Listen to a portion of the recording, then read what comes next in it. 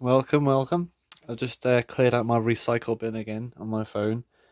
So hopefully there's a lot of recording I can do before it fills up again. It turns out I had 70 videos in there. Well, I don't think they're all videos, but 70 items that were taking up some space. So now, hopefully I wouldn't, hopefully I won't keep running into that sort of storage issue again. So yes, I've got some things to do now. This is one of them.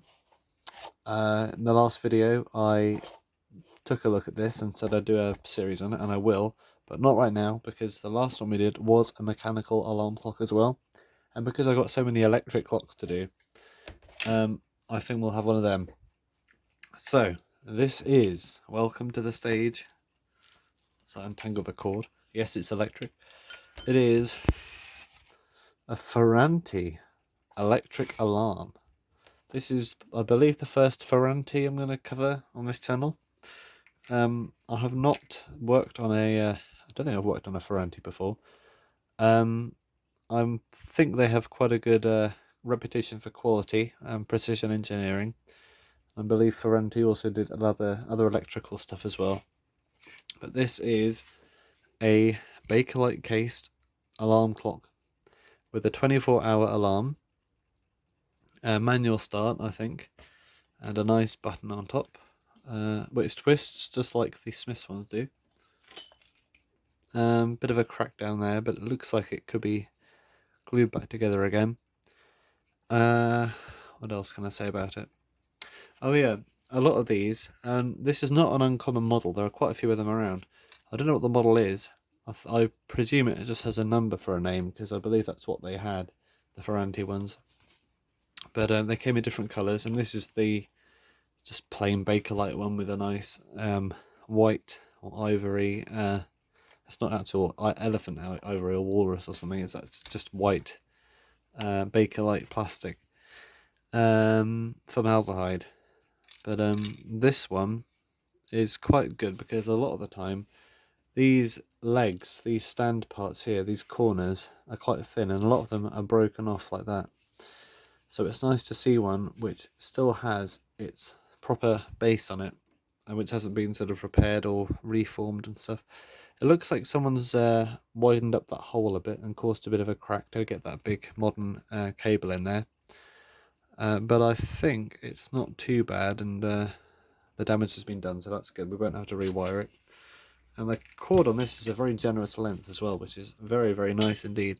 I might even swap this out on one which is a mantle clock, which needs a longer cord. I think I've got a couple of those which could use a bit of a longer cord on them, so I might do that at some point. But for this series, I'm just going to use the one that's already on there. Now, I have not tested this. I can't remember if it said it was working or not. I presume it wasn't, just because of the age of it. Sometimes they do say they're working, and most of the time they are. That is true, but it doesn't matter because we're going to work on it anyway. Oh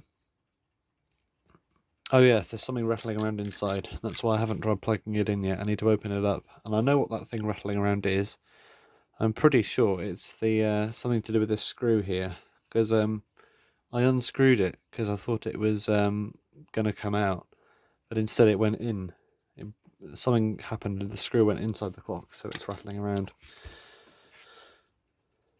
So yeah, hopefully this will be quite an interesting thing to repair. And yes, a Ferranti.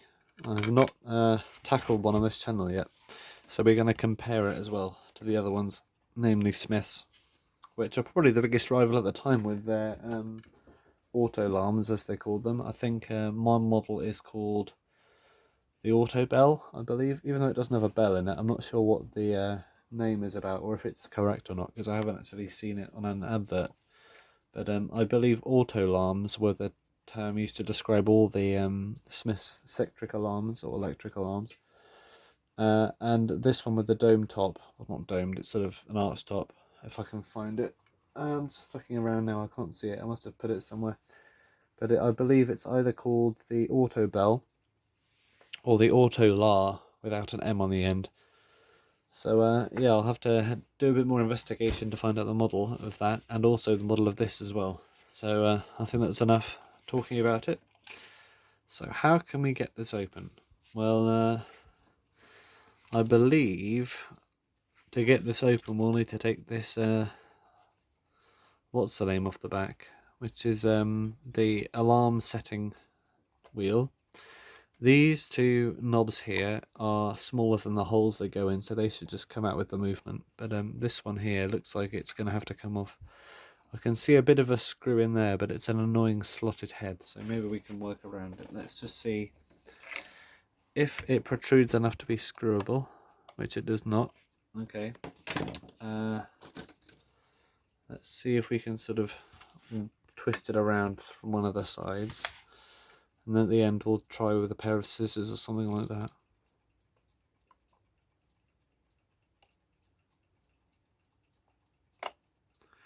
I don't know which way this is supposed to rotate, this to undo it. I presume it's... I'm not sure, to be honest. Sometimes they rotate one way to undo them, sometimes they rotate the other way. I'll try a different size before I move on.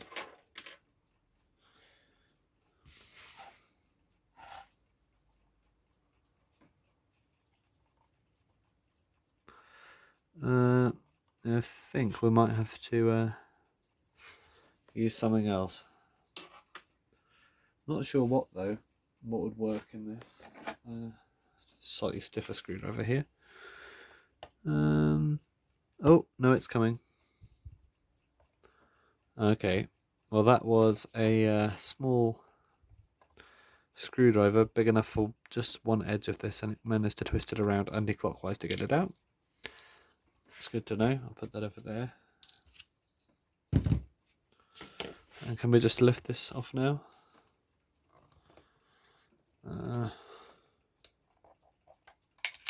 There we go. It's got a slot in there. Oops. And there's a pin at the bottom which it sort of fits into to be able to move around and twist the shaft. Otherwise it would just rotate freely.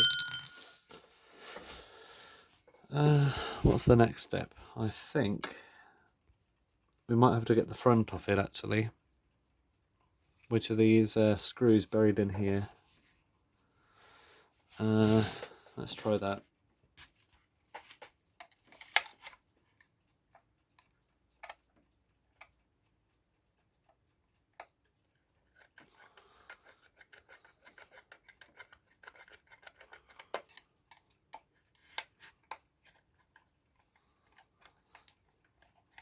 Yeah, the front is sort of coming out.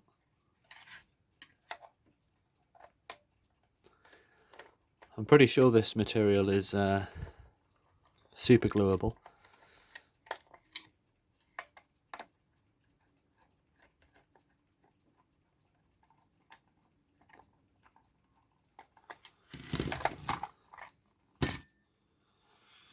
Aha, there we go.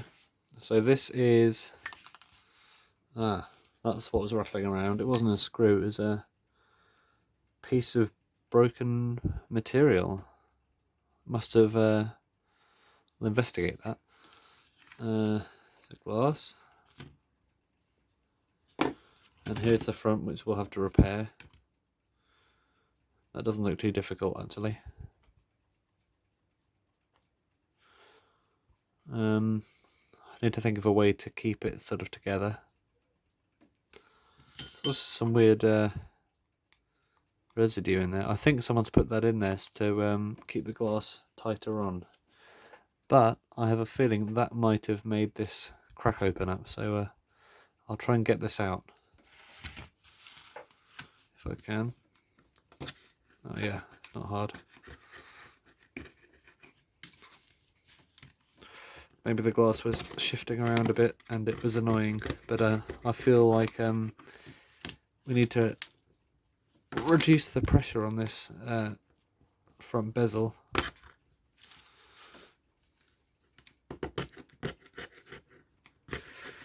By removing it, because when we glue it back together again, we don't want it to open up again.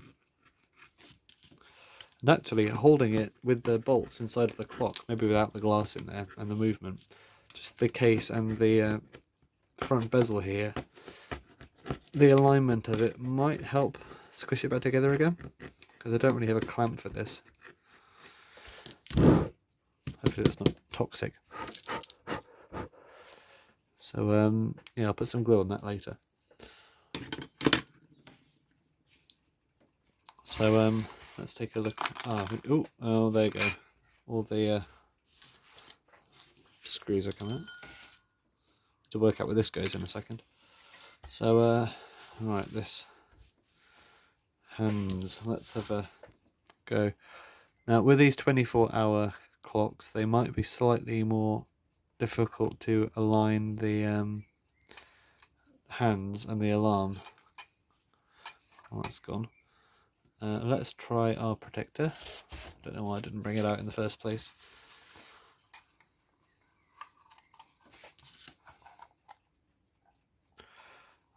Hang on, let's just try taking it off first, because sometimes you don't need to remove the oh no, this one you do. Sometimes the hour hand can stay with the dial, but I do not believe that this is the case with this one. We need something to lever off, really, don't we? Let's have a piece of plastic such as this.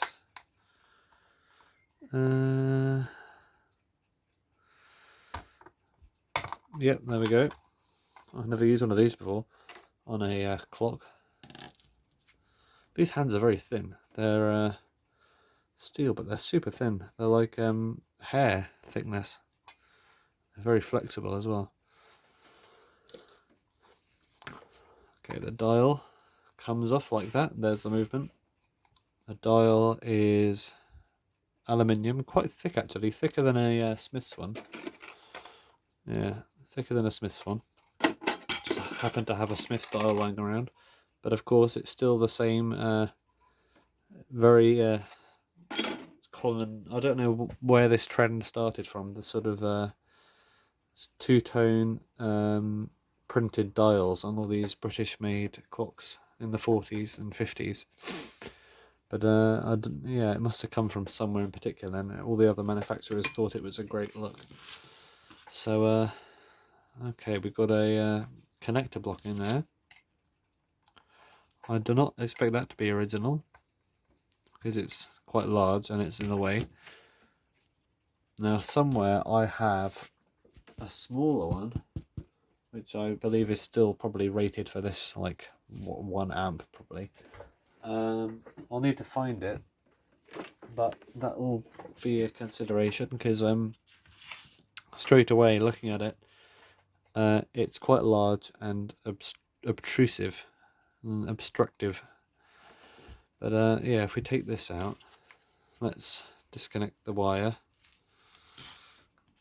push this in, and maybe we can sort of reach. Oh wow, okay, they've got two. Instead of having one block, they've cut it in half. It's quite unusual. I suppose they had to make it fit somehow. And can I get my screwdriver in there? It appears that there we go. Well, it wasn't very tight. Right, there's one. Oh, and the wire's all frayed as well. Probably best I didn't plug this in. Okay, untie this. I will put a knot in it though, because I think a strain relieving knot is a good idea when you don't have a built-in strain relieving sort of plug. Right, there it comes, like a udon noodle. And now we're no longer tethered, so now we have this loose thing. So turning the knobs, we get a bit of movement going on. There's the rotor, manual start rotor. Yeah, I haven't come across this movement before. So yeah, it's very compact, isn't it? Very small for electric alarm. I think a Smith's one is about 3 times the size as this. So yeah, they've done a very good job at making it compact. Let's have a look at the back now. I think we can just unscrew it. Oh, there's the other hand. Right. Now, if I remember, or not remember, if I guess correctly, this should just make the movement come out. There we go. That's good, because with the Metamec one, the connector for the rotor is actually built into the case, so you can't remove it from the case all the way unless you disconnect the coil. But this one allows you to completely disconnect it, and this is the alarm stopper button. A bit like a Smith's one. And the coil connections look alright. Yeah, they're alright. They look like they've been soldered a few times, but I don't see why they wouldn't be fine. Quite close to the metal there. I might put a bit of a tape on it at some point. Can we get this knob off?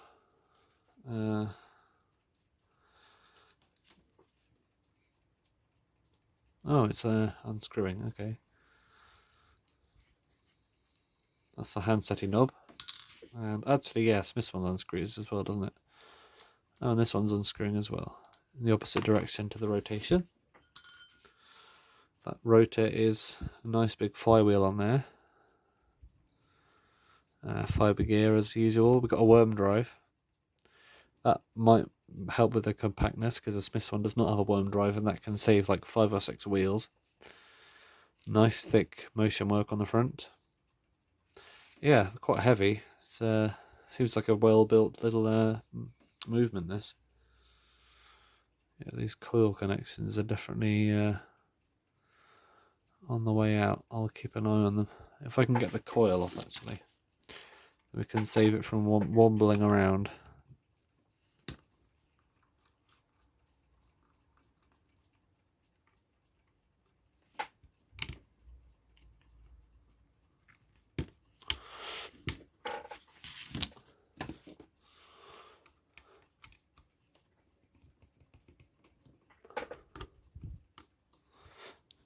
Actually, there's probably a nut on the other side.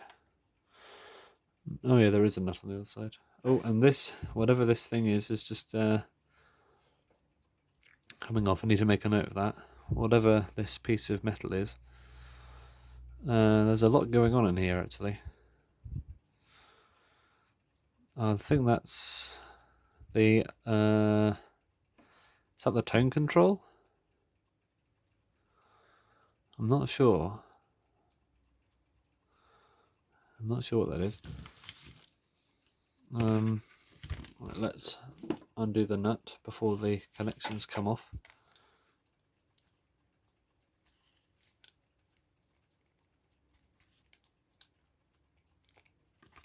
Okay, there we go. Right. Yeah, I'm getting kind of worried at the connections now because they're all like hinging on them.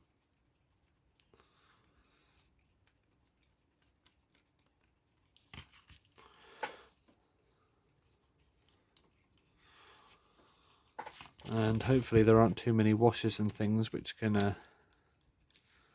get in the way. Oh, come on. Really going to have to... Oh, it comes out that way, okay. Right.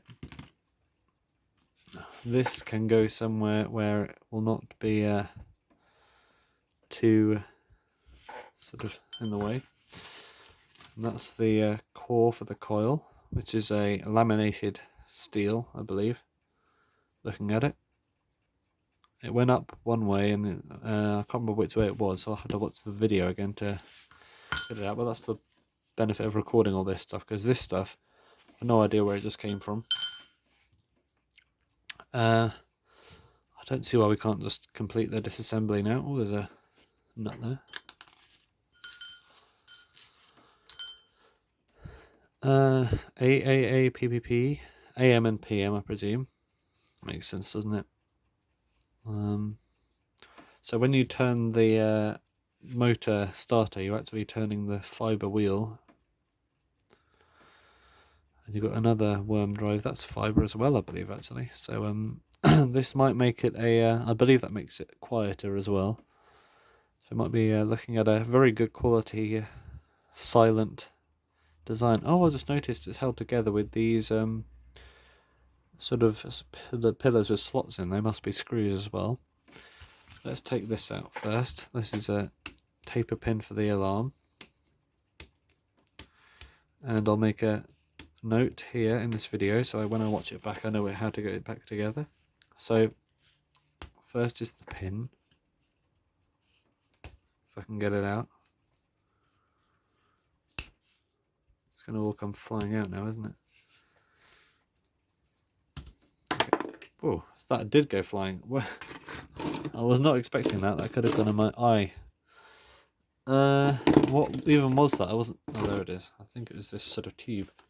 So we got a pin first, then this brass tube, then an immensely powerful spring, which nearly it's basically a gun at this point. And then we have some more going on underneath the plate. So let's separate the plates. Could do with a slightly wider screwdriver, but I think this is the best bladed one I have, the sharpest blade. The guy's hand tool screwdriver.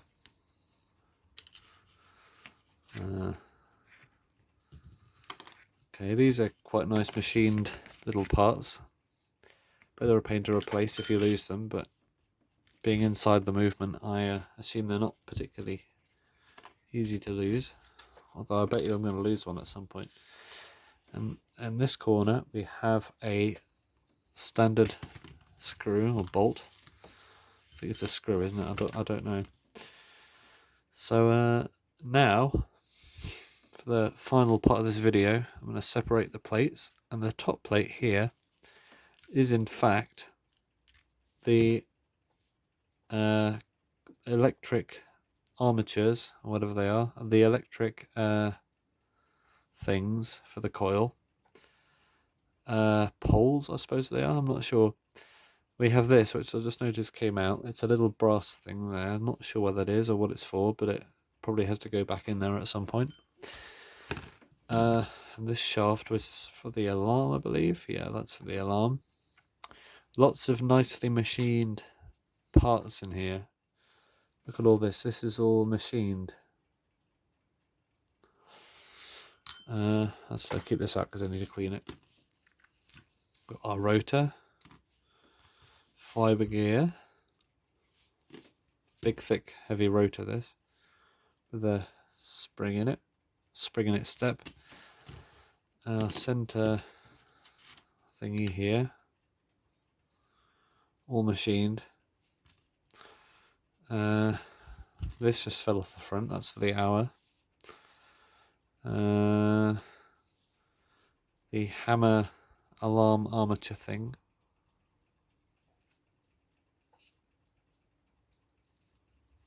And this here. Oh, this comes out like that, like a Metamech. So remember this, just simple as that. Okay, a lot to clean in here. It's very, very dirty. Look at the amount of oil and dirt. Look at that. Shouldn't have put that on my screwdriver, should I? Okay, there's I don't know where this came from. This little washer here. I really should be making better notes of this stuff. And this wheel here held by this thingamajig, a little brass bolt. And this wasn't even needed because this is, oh no, it's not held in. Okay. Ah, okay. Another very greasy wheel. And is this it? There's one more screw there. This probably comes off, because if not, we're probably in trouble because this is extremely dirty. Yeah, this comes off. little end cap on the bearing for the rotor. Go. There's probably a piece of felt under there or something like that. No, there isn't. Really? Surprise, there's usually a piece of fabric under there. Oh well, but there wasn't supposed to be one. And I believe we're nearly there. So yeah, very complicated stuff. And finally, there's this here, which is a thread locked. So I'll remember it is 1, 2, 3, 4, 4.5 complete turns from undoing. We've got this piece, and the screw comes out, and then the hammer, and then the brass washer, a spring. Oh, this is so complicated. We've got this stuff happening here, which I won't take off because this is sort of riveted in with a split pin. And I'll probably lose it if I try and take it out. And then we have this here as well, which I do not believe will come out.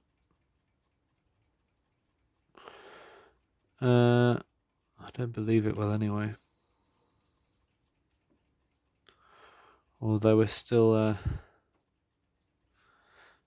not there yet. I don't think this will come out, will it? Nothing to make it come out, is there? Not really. Okay, well, I think we've disassembled it to a point where we can't get any further. And there's a lot to clean, but also a lot to think about. So many parts went into this tiny little thing. And it's going to be a job to just remember how this went together. And it is extremely filthy. So look at this.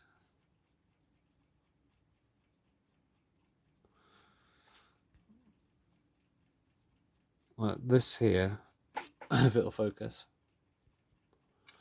is just literally covered in all this stuff everywhere. It's like cake. It's caked on. Yeah, very, very disturbing. Kind of gross. But the isopropyl alcohol will surely make quick work of it.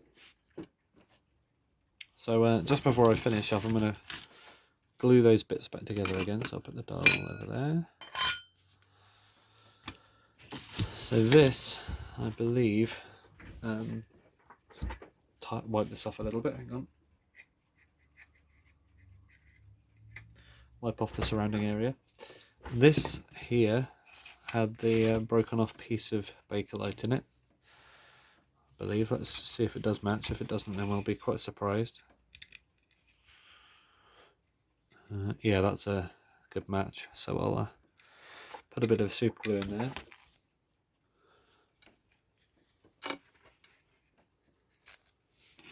Alright, hopefully there's still some in this tube. Yeah, there is, just enough. Never overdo it, because you can just build up and it'll become a mountain of annoying. Yeah, a mountain of annoying. Okay, so that's in there. I'll put a bit of pressure on it. There's a little washer stuck to my hand for some reason. Probably because everything's caked in grease and dirt. So this is not a threaded hole, I believe. It's just sort of a kind of spacer. So while that's gluing, I will move over and turn our attention to this piece here, which could use a bit of a clean as well. So I'll give it a quick wipe. And I'll clean it properly later, but just to get the surfaces ready, I'll get a cotton bud with some isopropyl alcohol on it.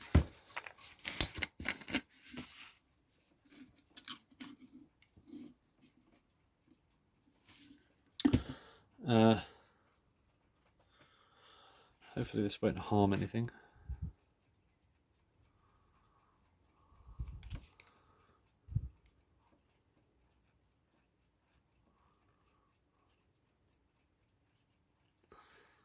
let it evaporate.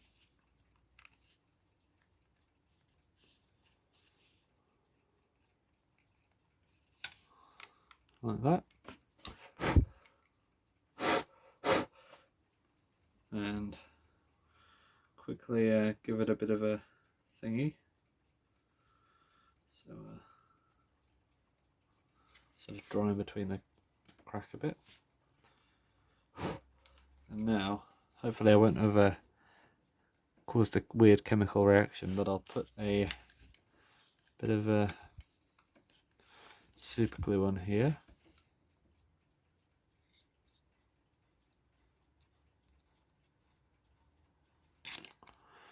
Like that. And there we go. That is a good... The thing is, just by leaving it, it's going to spring apart again, so I need to secure it like this. I'll give it a quick wipe off. Remember, super glue plus fabric equals fire for some reason. I don't know why that is, but it just happens.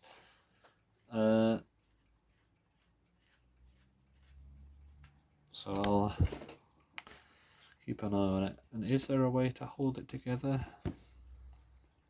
I believe, yeah. If I'll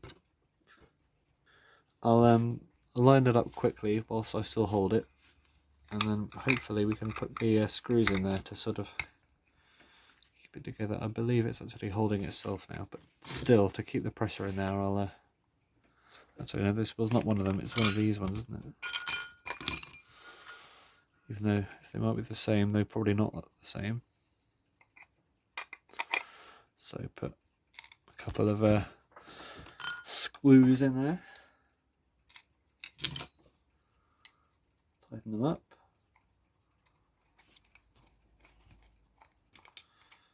That's one, like that. The other one, like that, and I'll pinch it together a bit. So hopefully now this will become one piece. Shame there's a bit of a black mark of a crack in there, but better than an actual split, isn't it? So yes, thank you for watching. Bye.